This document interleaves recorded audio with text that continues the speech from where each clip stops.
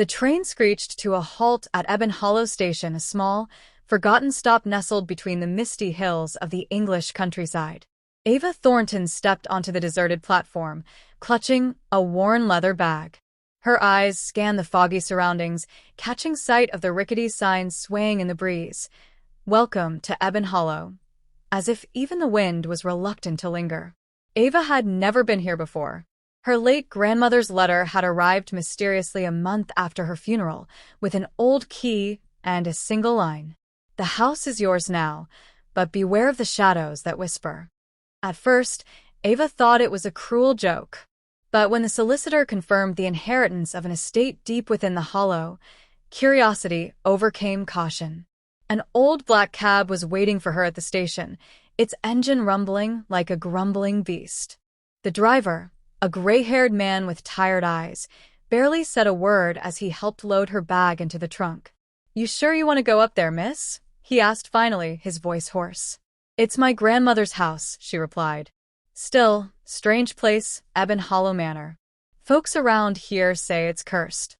Ava gave a polite smile and settled into the back seat. She didn't believe in curses. The road twisted like a serpent through the hills, climbing higher until the cab reached the edge of a dark forest. The trees grew denser, their branches tangled like skeletal fingers. Beyond them, the house appeared. Ebon Hollow Manor stood like a monument to forgotten time, tall, brooding, and wrapped in ivy. Its Gothic arches and cracked stone walls were half swallowed by fog, as if the earth itself was trying to erase it. Despite the decay, the house retained a strange, chilling elegance. Ava stepped out, her boots crunching on the gravel path. The cab didn't linger. The driver was gone before she reached the rusted iron gate. Inside, the house smelled of old books, dust, and something faintly metallic. The entry hall was vast, with a grand staircase curling up into darkness. Paintings of stern-faced ancestors lined the walls, their gazes seeming to follow her every move. She found the study first, guided by instinct more than memory. Her grandmother's portrait hung above the fireplace. There was a calmness in her painted eyes, but Ava thought she saw something else too, warning. That night, sleep eluded her. The wind howled through the broken windows. The house creaked like it was alive. Around 2 a.m., she heard it. A whisper. Not from outside, but within the walls. It was faint, like someone breathing her name. "Ava." She sat up, heart pounding. "Who's there?" Silence. Only the clock ticking in the hallway responded. The next morning, Ava explored the upper floors. The bedrooms were untouched since the 1950s. Dust-covered furniture stood like ghosts of the past. In one of the rooms, she found a journal, its leather binding cracked and moldy. It belonged to Lillian Thornton, her great-aunt, who had mysteriously disappeared in 1963. Ava read aloud. "I hear them in the walls. They know I see them. The shadows are not just shadows. They speak in whispers, and they know my name." Ava's blood ran cold. It sounded too familiar. The entries became more erratic, paranoid. Lillian mentioned a door that should never be opened, a room that moves, a mirror that steals your reflection, and a name, the Whisper Man. That night, Ava did not sleep. She wandered the halls instead, the journal clutched to her chest.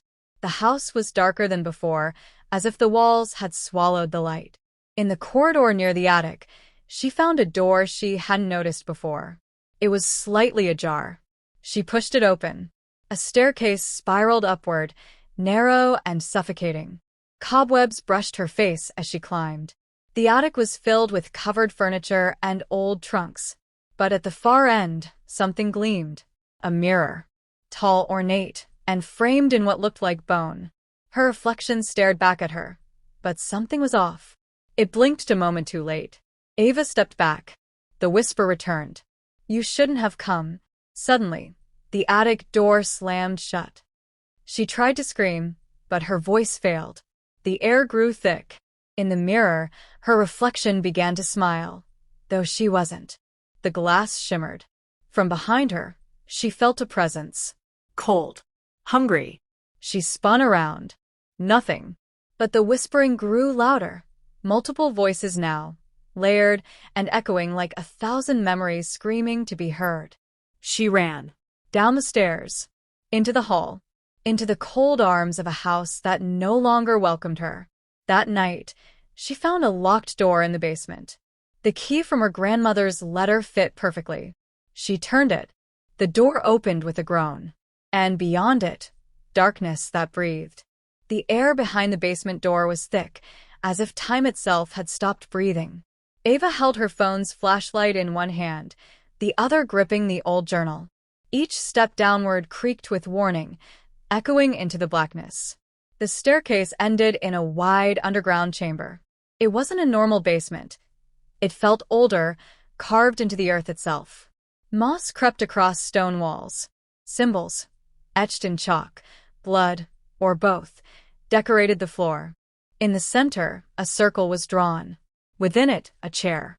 And tied to the chair, a skeleton. Ava gasped.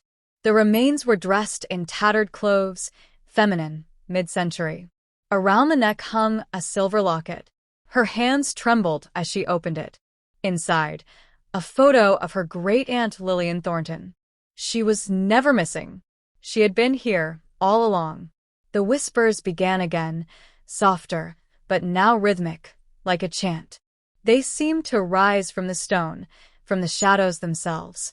She opened the mirror. She broke the seal. And now, the Whisper Man is real. Ava stumbled back. The journal's last pages held the answer. Lillian had found a way to contain the entity in the mirror. She had sealed the Whisper Man in this place by sacrificing herself. Ava should never have entered the attic. By opening the mirror room again, she had undone it. Suddenly, the candles in the chamber lit themselves one by one, and the mirror reappeared. Not physically, but as a shimmer in the air, its frame outlined in fog. Ava's reflection stood there, whispering. Then, it smiled. The air cracked like thunder. Shadows spilled from the corners of the room, crawling like spilled ink. One of them took form, tall, thin, and featureless except for two hollow eyes. The Whisper Man had returned. Ava ran. The house screamed with her. Doors slammed shut as she fled through the corridors. Portraits fell from walls. Furniture flew across rooms. It was no longer a house. It was alive, possessed by something older than memory. The main door wouldn't open. Ava ran to the upstairs library, locking the door behind her. The journal's pages fluttered in her hand, torn by wind that shouldn't exist. There on the last page was a ritual. To bind the Whisper Man again. Blood of the blood. Mirror to mirror. Fire to silence the tongue. Ava's hands bled from a broken picture frame. She touched the blood to the old hand mirror lying on the desk, one of her grandmother's antiques. It shimmered. The reflection was no longer hers. It was her grandmother's, young, alive, and terrified. Ava, the reflection whispered. He knows you now, but you can end it. The Whisper Man was outside the door now, scratching, whispering, "Let me in. Let me wear your skin." Ava gritted her teeth and threw the hand mirror to the ground. It didn't break. Instead, it pulsed. She realized this mirror was the mirror to mirror. If she could lure the Whisper Man into this mirror and destroy it with fire, she might trap him again. But it would cost something. Someone's soul. Her grandmother had sacrificed her sister. Now it was Ava's turn. She opened the door. The Whisper Man entered slowly, body flickering like static. Its hollow eyes locked onto her. Ava raised the mirror. The Whisper Man hissed.